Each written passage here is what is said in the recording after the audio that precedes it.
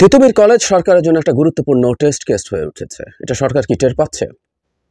কথাটা এই কারণে বললাম, এই কলেজ ঘিরে গতকাল যা যা হয়েছে এবং এরপর সরকার যা যা করবে, যা যা করতে যাচ্ছে, সেটা একটা প্যান্ডোরাস বক্স খুলে দিতে পারে। আমরা জানি গতকাল এক দুর্বিষহ পরিস্থিতি তৈরি করেছিলেন তিতুমির কলেজের শিক্ষার্থীরা। তাদের কলেজ ভার্সিটি করতে হবে সেই দাবিতে তারা রাস্তা এবং রেলপথ অবরোধ করেছিলেন, ব্লক করে দিয়েছিলেন প্রথমে 4 ঘন্টার জন্য। 4 ঘন্টা ঢাকার এরকম একটা গুরুত্বপূর্ণ রাস্তা ব্লক থাকা মানে সারা ঢাকায় জ্যাম ছড়িয়ে পড়া। বহু মানুষ অকল্পনীয় দুর্দশার মধ্য দিয়ে গেছেন। ঢাকার সাথে সারা দেশের রেল যোগাযোগও বন্ধ হয়ে গেছে। এখন সেই জায়গায় তারা 4 ঘন্টা পরে এটা বন্ধ করলেন এবং এরপর কয়েক ঘন্টা বন্ধ করে আবার রাতের বেলা তারা সন্ধ্যার পর এসে বসেছেন, আবার বন্ধ করে দিয়েছেন এবং রাতে শেষ করেছেন আজ আবার বসবেন বলে। আজ বসেছেন তারা, তবে এবার রাস্তা না, তারা কলেজের ভেতরে ছিলেন এবং পুলিশ সেখানে অবস্থান নিয়েছে। গতকাল একটা ট্রেন, যে ট্রেনটা ক্রস করে যাচ্ছিল, তাতে ইট পাটকেল ছোঁড়া হয়েছে ছাত্রদের জায়গা থেকে। তাতে বেশ কয়েকজন আহত হয়েছে, ট্রেনের কাঁচ ভেঙে গেছে। তারা এটার জন্য দুঃখ প্রকাশ করেছেন বলে দেখলাম, কিন্তু এটা দুঃখ প্রকাশ করা যায় না। সরি, এই অসভ্যতার কোনো সাফাই তারা গাইতে পারেন না, কোনোভাবেই পারেন না। একটা ট্রেন যাচ্ছে, তাতে সাধারণ মানুষকে এভাবে আহত করার কোনো দুঃখ প্রকাশ নেই আসলে। এমনকি তারা যে রাস্তায় বসেছেন, এটারও দুঃখ প্রকাশ নেই। আমরা কেউ কেউ বলতে পারি, গণতান্ত্রিক দাবি দাওয়া কি চাওয়া যাবে না, করা যাবে না? উত্তর হচ্ছে যাবে। কিন্তু আমরা খেয়াল করছি এই সরকারের সময় প্রথম থেকে এই সরকারকে বিপদে ফেলার জন্য বহু কাজ করা হচ্ছে। একটা ইউনিভার্সিটি চাই, রাস্তায় নেমে যাব। 2 দিন আগে রেসিডেন্সিয়াল মডেল কলেজের স্টুডেন্টরা রাস্তা বন্ধ করে দিয়েছেন। সেখানে লটারি না, সেখানে মেধাভিত্তি, পরীক্ষার ভিত্তিতে ভর্তি নিতে হবে, তার জন্য রাস্তা বন্ধ। আর এইদিকে গাজীপুর, টঙ্গী, ময়মনসিংহ সড়কের এই এলাকাটাতে তো প্রায় প্রতিদিন অবরোধ হচ্ছে, অবরোধের মধ্যে থাকছে ঘন্টার পর ঘন্টা, দিনের পর দিন। একটা অবরোধ 2 দিনের মতো ছিল, 2 দিনের বেশি ছিল। আজও দেখলাম সেখানে অবরোধ আছে। যে কোনো দাবিতে অবরোধ ডেকে ফেলা যায়, এবং যেহেতু সরকার দুর্বল আছে, এই জায়গাটা খুব ইম্পর্টেন্ট। এগুলো কেন করা হচ্ছে? আমরা এর সাথে নিশ্চিতভাবেই ষড়যন্ত্র আছে জড়িত। এই যে ঢিল মারা হয়েছে ট্রেনে, আমি ধারণা করতেই পারি এগুলো ছাত্রলীগ করেছে, নিষিদ্ধ ছাত্রলীগ করেছে, বা আওয়ামী লীগের লোকজন করেছে, কিংবা ভারতীয় গোয়েন্দা সংস্থার লোক ইনভলভ থেকে করেছে। এর সাথে তারা জড়িত আছে। এমনকি এগুলো অর্গানাইজ করে মাঠে নামানোর ক্ষেত্রেও তাদের ইনভলভমেন্ট আছে বলে আমি মনে করি, আমি বিশ্বাস করি। কিন্তু এছাড়াও যদি কেউ নেমে পড়তে চায় যে কোনো কিছুতে, মানে সবার ধারণা যে সরকার দুর্বল, একটা দুর্বল সরকারকে চাপ দিয়ে নানান দাবি দেওয়া অর্জন করে নেওয়া যাক, নানান দাবি দেওয়া পেয়ে যাওয়া যাক, এই হচ্ছে অনেকেরই ধারণা। দুর্বলকে চাপ দিলে তিনি পেরে উঠবেন না, কারণ সরকার তার পায়ের তলার মাটি এখনও খুব স্ট্রং করতে পারেনি। পুলিশ ঠিকভাবে কাজ করছে না, মিলিটারি ম্যাজিস্ট্রেসি পাওয়ার নিয়ে আছে, কিন্তু মিলিটারির একটা সমস্যা তো আসলে আছে, ইনহেরেন্ট।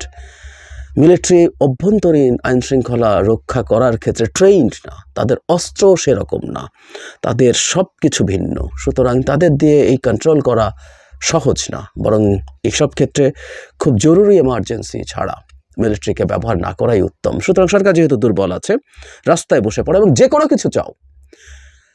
তিতুমির কলেজ বাংলাদেশে, মানে ঢাকা শহরের কথা বলছি, ঢাকার বাইরের কথা এবার যদি সরিয়ে ফেলি, ঢাকা শহরেও তিতুমির কলেজ, তার সমপর্যায়ের আরও অনেকগুলো কলেজ আছে, সে 7 কলেজ আমরা বলি। এরা সবাই, যেমন ধরি আমরা যদি ঢাকায় একটা কলেজ যদি আবার নতুন করে ভার্সিটি করার কথা বলে, সেটা ঢাকা কলেজ, সবচেয়ে পুরনো এবং সবচেয়ে বড় কলেজ, সবচেয়ে ঐতিহ্যবাহী কলেজ। ও চাইবে না কেন?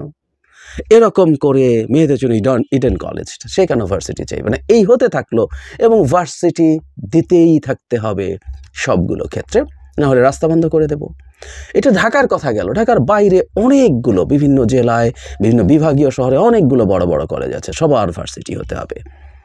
এই প্যান্ডোরাস বক্স খুলবে।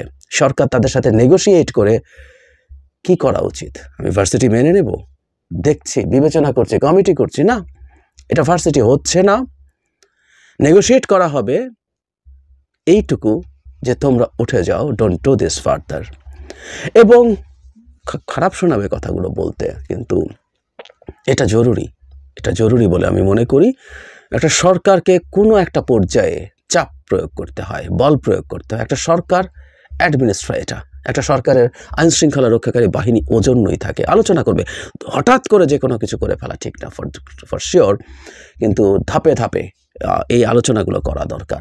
আর আরেকটা কথাও জরুরি, এই যে হঠাৎ করে আমি একটা কথা বলে রাস্তা দখল করে ফেলছি, আমি আগে আমি তিতুমির কলেজের ভার্সিটি চাওয়ার দাবি আমার চোখে পড়েনি, আমার চোখে নাই পড়তে পারে, তারা চেয়ে থাকতে পারেন, কিন্তু আমি মোটামুটি দেশে কি ঘটছে না ঘটছে খোঁজ খবর অলমোস্ট সারাদিন রাখার চেষ্টা করি। যেহেতু আমি কথা বলি বিভিন্ন জায়গায়, আমি আমার চ্যানেলে বলি, আমি টক শোতে কথা বলি, আমি নিয়মিত বিরতিতে এগুলো চেক করার চেষ্টা করি, আমার চোখে অ্যাটলিস্ট পড়েনি।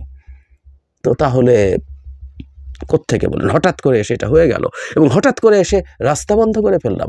এমনকি আমি বললাম, আলোচনা করলাম, হয় নাই বলে রাস্তা বন্ধ। যে কোনো দাবি নিয়ে আমার যদি এগুলো এক ধরনের মব তৈরি করে ফেলতে পারি, তারপর সেই দাবি অর্জন করে ফেলা যাবে, এটা তো এই সরকারের ক্ষেত্রে হয়েছে কিছুদিন। সে কারণেই এই ঘটনাগুলো এখন ক্রমাগত ঘটছে, যেটা এই সরকারকে বিপদে ফেলছে। আমি এর আগে একদিন বলেছিলাম যে 7 কলেজের স্টুডেন্টরা যখন রাস্তা ব্লক করেছেন, 35-এর ওরা যখন রাস্তা ব্লক করেছিলেন, আমি দেখেছি বহু মানুষ ওটাকে আর ভালোভাবে নিচ্ছেন না এবং সরকারকে দায় দিচ্ছেন। গতকাল আমি ওই জ্যামে পড়িনি, আমি ঢাকার অন্য অংশে চলাফেরা করেছি, যারা ওখানে ছিলেন কয়েকজনের সাথে আমার কথা হয়েছে, কি অবর্ণনীয় বাজে পরিস্থিতি তৈরি হয়েছিল, এবং মানুষ সরকারকে দোষেছেন। যে যাই করুক, দিনের শেষে সেটাকে সঠিক পথে রাখা সরকারের দায়িত্ব, এবং প্রয়োজনে, I am sorry to say, কিন্তু এটাই রিয়ালিটি, বল প্রয়োগ করে তাকে সেটা করতে হবে। সরকারের এই নির্লিপ্ততা, সরকারের এই অতি সহনশীল অবস্থান, সরকারের এই প্রবলেমগুলো ট্যাকেল করতে না পারা ঠিক মতো, এগুলো মানুষ এগুলোর সমালোচনা করছে। মানুষ নানা রকম সংকটে আছে, দ্রব্যমূল্য খুব নিয়ন্ত্রণে নেই, আইনশৃঙ্খলার পরিস্থিতি খুব ভালো না। সেখানে ঢাকা শহর যদি মুহূর্তে এমন অচল হয়ে যায়, ঢাকার বাইরে বা যে কোনো জায়গায় দেশের এ ধরনের অচল অবস্থা তৈরি হয়। ঢাকার সাথে উত্তরাঞ্চলের জেলার যোগাযোগ অলমোস্ট বন্ধ ছিল বহু ঘন্টা এই গার্মেন্টস কর্মীদের কারণে, এখনও সেটা হচ্ছে, প্রতিদিন হচ্ছে। সরকারকে এগুলো ট্যাকেল করতে হবে। মানুষ অস্থির হয়ে যাচ্ছে, মানুষ ক্ষুব্ধ হয়ে উঠছে, এবং দোষ দেওয়ার কিছু নাই।